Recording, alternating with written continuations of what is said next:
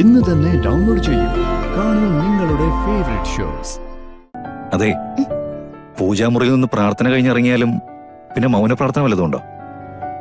അതിന് ഞാൻ പ്രാർത്ഥിച്ചതൊന്നുമല്ല. ഓ ഭാഗ്യം. അതെ, താൻ റെഡിയല്ലേ? എന്തിന്? പുറത്തു പോകാനായിട്ട്.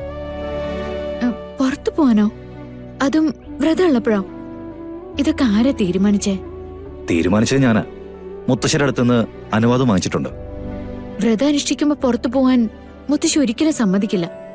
എന്നോട് കള്ളം പറയണ്ട. എന്നാ നമുക്ക് മുത്തശ്ശിയോട് തന്നെ പോയി ചോദിക്കാം. അതിന്റെ ഒന്നും ആവശ്യമില്ല. ഇനിയിപ്പോ മുത്തശ്ശി പറഞ്ഞാലും ശരി, വ്രതസമയത്ത് ഒരിടത്തേക്കും ഞാൻ വരുന്നില്ല.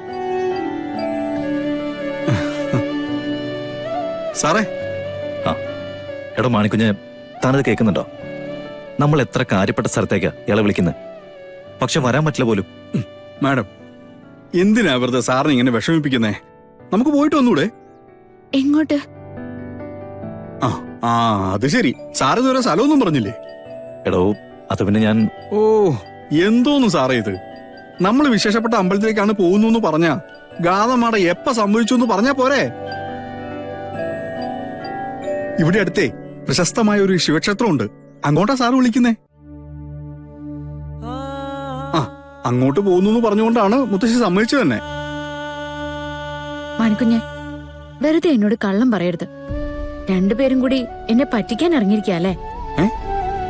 എടോ, തന്റെ പറച്ചില് കേട്ട് കഴിഞ്ഞാ തന്നെ എന്തോ തട്ടിക്കൊണ്ടു പോകാനായിട്ട് നമ്മളെന്തോ പ്ലാൻ ചെയ്ത പോലെയാണ് താൻ പറയുന്നത്. അല്ല, നമ്മള് ഭാര്യയും ഭർത്താവല്ലേ. നമ്മൾ ഒരുമിച്ച് അമ്പലത്തിൽ പോയി കഴിഞ്ഞാൽ എന്താ കുഴപ്പം? എന്റെ പൊന്നു മാഡം, ആദ്യമൊക്കെ ഉണ്ടല്ലോ ഈ നവീൻ സാറിനോടെ അമ്പലത്തിൽ പോകാൻ പറഞ്ഞാലേ സാറ് കേൾക്കത്തില്ലെന്നേ. ഇനിയിപ്പൊ നിർബന്ധിച്ചാൽ തന്നെ അമ്പലത്തിൽ പോവേണ്ടി വന്നാലും അവിടെ ചെല്ലുമ്പോഴേക്കേ സാറ് വണ്ടിയിലിരിക്കും. കുറെ വഴിപാട് നടത്താനേ എന്നെ അയക്കുകയും ചെയ്യും. കുറെ വഴിപാടുകൾ നടത്താതെ വിട്ടിട്ടുമുണ്ട് അല്ല സാറേ? എടോ, ഇനി താൻ അതൊക്കെ പറഞ്ഞ് കൊളവാക്കിക്കോ. എന്തായാലും ഒരു കാര്യം ചെയ്യേ. അമ്പലത്തിൽ പോകാനൊരു തീരുമാനം എടുത്തിട്ടുണ്ടെങ്കിൽ നവീൻ പോയിട്ട് വരൂ. എനിക്ക് എന്തായാലും വരാൻ താല്പര്യമില്ല. മണിക്കുഞ്ഞ്, എടോ, ഗാഥ ഇപ്പോഴും വിചാരിച്ചു വെച്ചിരിക്കുന്നത് നമ്മൾ കള്ളം പറഞ്ഞ് ഇയാളെ കൂട്ടിക്കൊണ്ട് പോകുന്ന.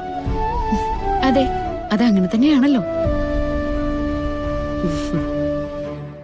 അല്ല മോളെ, അവൻ പറയുന്നത് സത്യോ? ശിവക്ഷേത്രത്തിൽ പോണോന്നും പറഞ്ഞ് അവൻ മുത്തശ്ശിയോട് അനുവാദം വാങ്ങിച്ചതാ.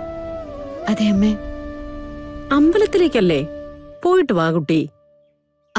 അതല്ല അമ്മേ. ശരിയാ, 41 ദിവസത്തെ വ്രതം നടക്കുമ്പോ ഭാര്യ ഭർത്താക്കന്മാരെന്ന നിലയ്ക്ക് അകലം പാലിക്കണമെന്ന് സിദ്ധൻ പറഞ്ഞിട്ടുണ്ട്.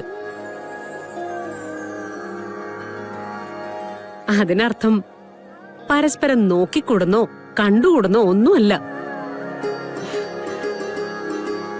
ഇത്രയും മുതിർന്ന നിങ്ങളോട് ഞാനത് പറഞ്ഞ് മനസ്സിലാക്കി തരേണ്ട കാര്യവും ഇല്ല. പിന്നല്ലാതെ. പോയിട്ട് വാ. പിന്നെ നിന്നോടാ, മോളെയും കൂട്ടി ഇവിടുന്ന് പോയാൽ അമ്പലത്തിൽ പോയി കഴിഞ്ഞാ നേരെ ഇങ്ങോട്ട് തന്നെ പോന്നേക്കണം. അല്ലാതെ വേറെ ടെൻഷനൊന്നും ഉണ്ടാക്കി വെച്ചേക്കരുത്, കേട്ടല്ലോ? എന്താ അമ്മേ എന്റെ അടുത്ത് ഒരുമാതിരി ഭീകരന്മാരോട് സംസാരിക്കുന്ന പോലെ? ചില നേരത്തെ നിന്റെ പ്രവൃത്തികൾ കണ്ട നീ ഒരു ഭീകരൻ തന്നെയാ.